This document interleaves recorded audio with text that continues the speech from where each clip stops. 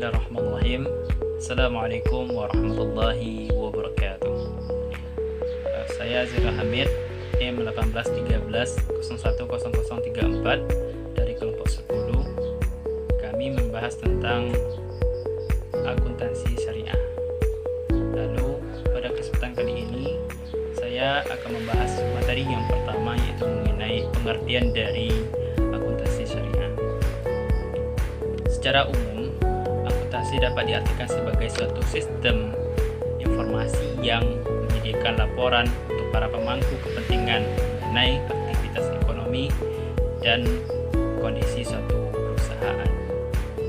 Akuntansi dalam bahasa Arab disebut juga dengan al-muhasabah, berasal dari kata masdar hasaba yuhasibu muhasabah, yang artinya menghitung dan mengukur.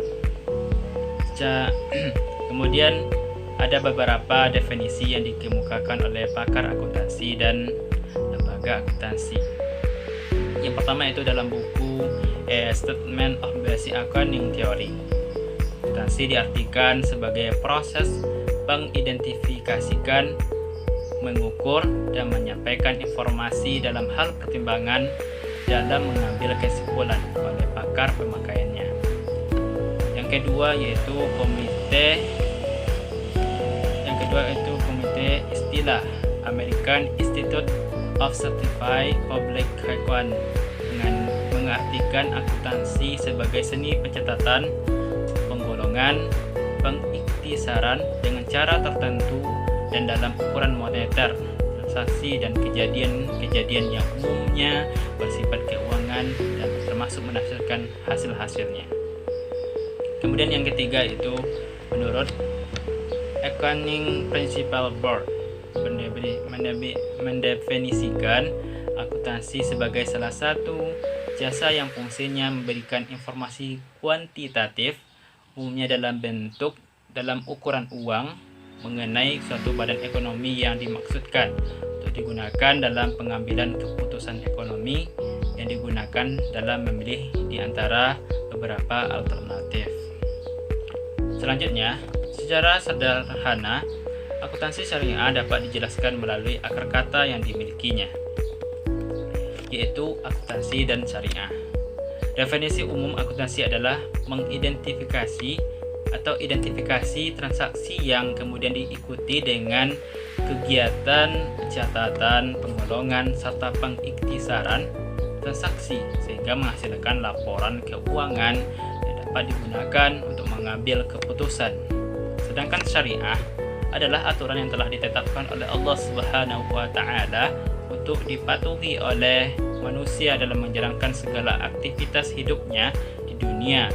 Jadi, akuntansi syariah itu merupakan proses akuntansi atau transaksi-transaksi yang sesuai dengan aturan yang telah ditetapkan oleh Allah SWT.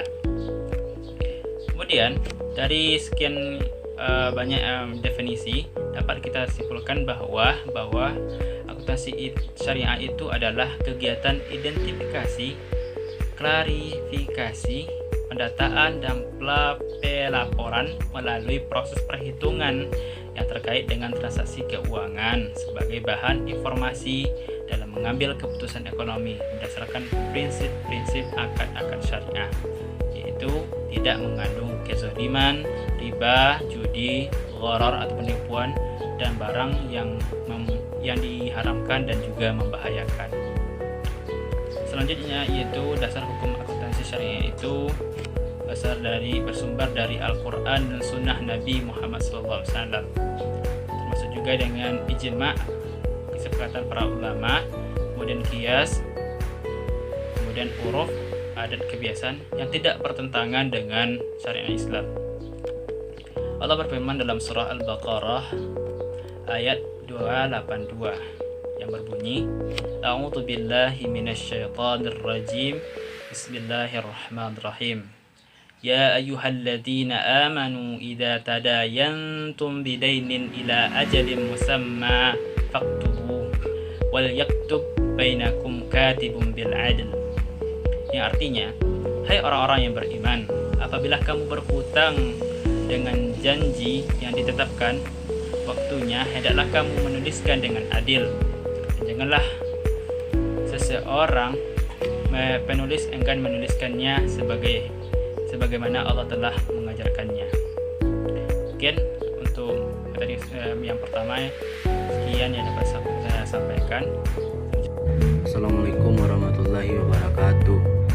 Perkenalkan, nama saya Muhammad Ilham Armi, NIM 1813010114 dari kelompok 10. Hari ini saya akan menjelaskan konsep dasar akuntansi syariah. Konsep dasar adalah aksioma atau pernyataan yang tidak perlu dibuktikan lagi kebenarannya, karena secara umum telah diterima kesesuaiannya dengan tujuan laporan keuangan dan menggambarkan lingkungan ekonomi, politik, sosial, dan hukum di mana akuntansi beroperasi, di mana diturunkan dari tujuan laporan keuangan, berfungsi sebagai fondasi bagi prinsip-prinsip akuntansi. Nah, konsep dasar ini dibagi kepada 4 macam. Pertama, entitas bisnis. Kedua, kesinambungan. Ketiga, stabilitas daya beli unit moneter dan periode akuntansi.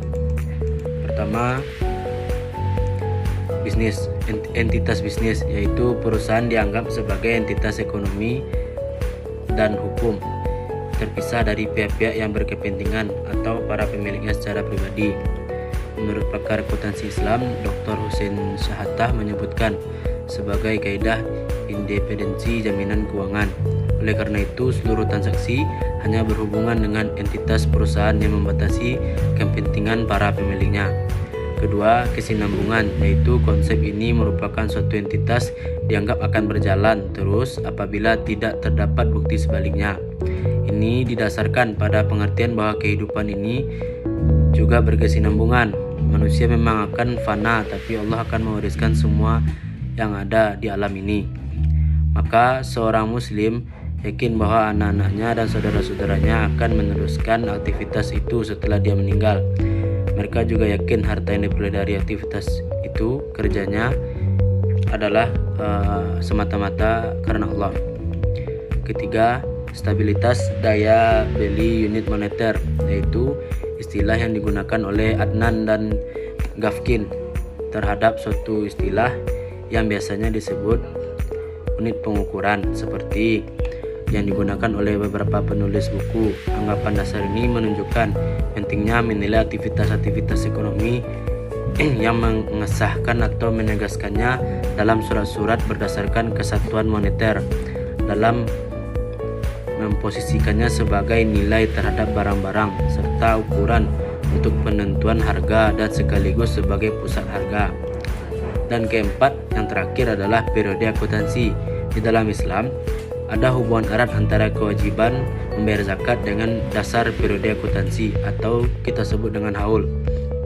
Hal ini sehubungan dengan sabda Rasulullah, tidak wajib zakat pada suatu harta kecuali telah sampai haulnya. Berdasarkan di sini, setiap muslim secara otomatis diperintahkan untuk menghitung kekayaannya setiap tahun untuk menentukan besarnya zakat yang harus ia bayarkan. Mengenai waktu pembayarannya, bila menggunakan kalender Hijriah, maka awal tahun perhitungan zakat adalah bulan Muharram. Adapun bila menggunakan kalender Masehi, awal tahun adalah bulan Januari. Sekian dari saya, berbanyak maaf. Assalamualaikum warahmatullahi wabarakatuh. Assalamualaikum warahmatullahi wabarakatuh. Hai, perkenalkan, nama saya Nurtania Bakti dengan NIM 1813010131. Nah, di sini saya akan menjelaskan tentang prinsip-prinsip akuntansi syariah. Sebelum menjelaskan tentang prinsip-prinsip akuntansi syariah, saya akan mengulang kembali pengertian dari akuntansi syariah itu sendiri.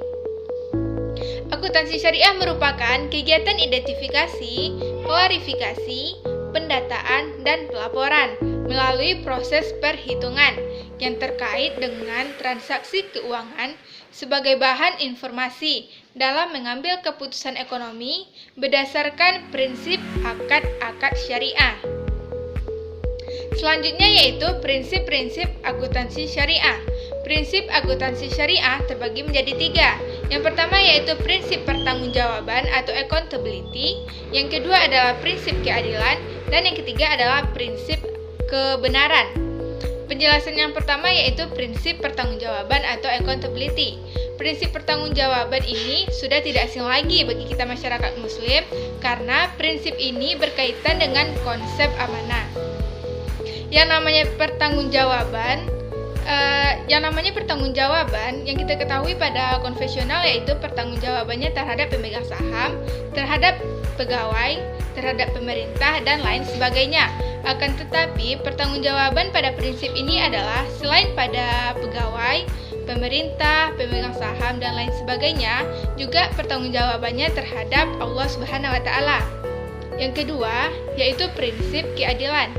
Prinsip keadilan maksudnya di sini adalah transaksi atau akuntansi syariah yang disajikan harus adil atau netral, serta tidak berpaling kepada siapapun dan tidak dipengaruhi oleh siapapun. Yang terakhir yaitu prinsip kebenaran. Prinsip kebenaran ini merupakan prinsip yang benar-benar harus ada oleh setiap orang yang akan menerapkan akuntansi syariah. Karena prinsip kebenaran adalah untuk terkait atau berkaitan dengan mempertanggungjawabkan laporan keuangannya. Baiklah, sekian penjelasan dari saya. Wassalamualaikum warahmatullahi wabarakatuh. Assalamualaikum warahmatullahi wabarakatuh. Saya Maisy Anissa Putri, NIM 1813010148. Baiklah, selanjutnya saya akan membacakan yaitu cakupan akuntansi. Dijelaskan dalam bab 1 buku 4 Akuntansi Syariah, Komplikasi Hukum Ekonomi Syariah, terdapat dalam pasal 728 yang berbunyi, yang pertama yaitu akuntansi syariah harus dilakukan dengan mencatat, mengelompokkan, dan menyimpulkan transaksi-transaksi atau kejadian-kejadian yang mempunyai sifat keuangan dalam nilai mata uang untuk dijadikan bahan informasi dan analisis bagi pihak-pihak secara profesional berkepentingan. Yang kedua yaitu pihak-pihak yang berkepentingan dalam ayat 1 adalah pemilik dana, kreditur, pembayar zakat, infak dan sedekah, pemegang saham, otoritas pengawasan, Bank Indonesia, pemerintah, lembaga penjamin simpanan dan masyarakat. Selanjutnya itu terdapat dalam pasal 729 yang berbunyi yaitu akuntansi syariah mencakup pencatatan seluruh transaksi syariah.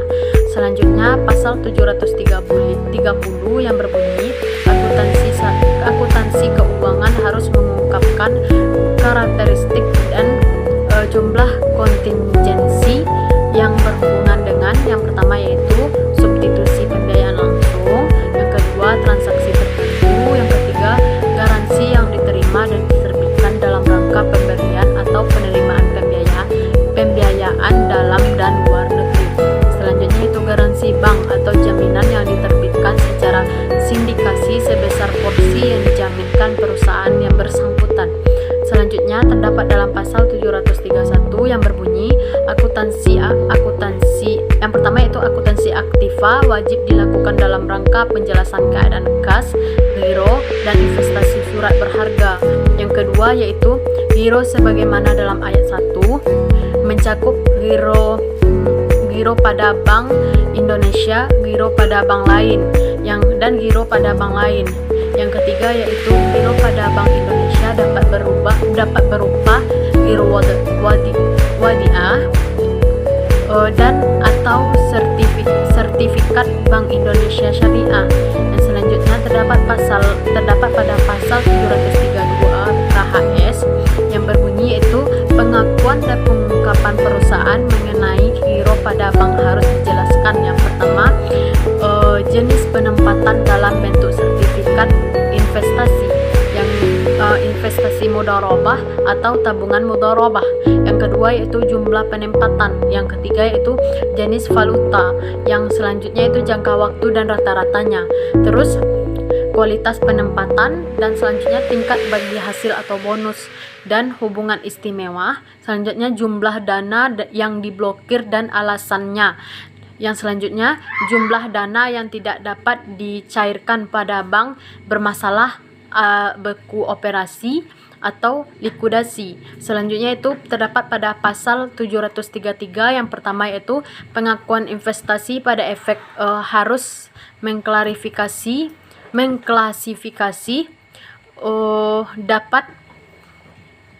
dapat diklasifikasi menjadi yang pertama yaitu efek yang dimiliki hingga jatuh tempo, yang kedua yaitu efek yang diperdagangkan, dan yang ketiga yaitu efek yang tersedia dan dijual.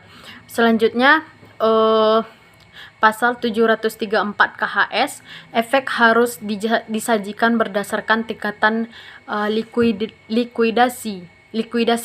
Selanjutnya pasal terakhir yang selanjutnya pasal 735.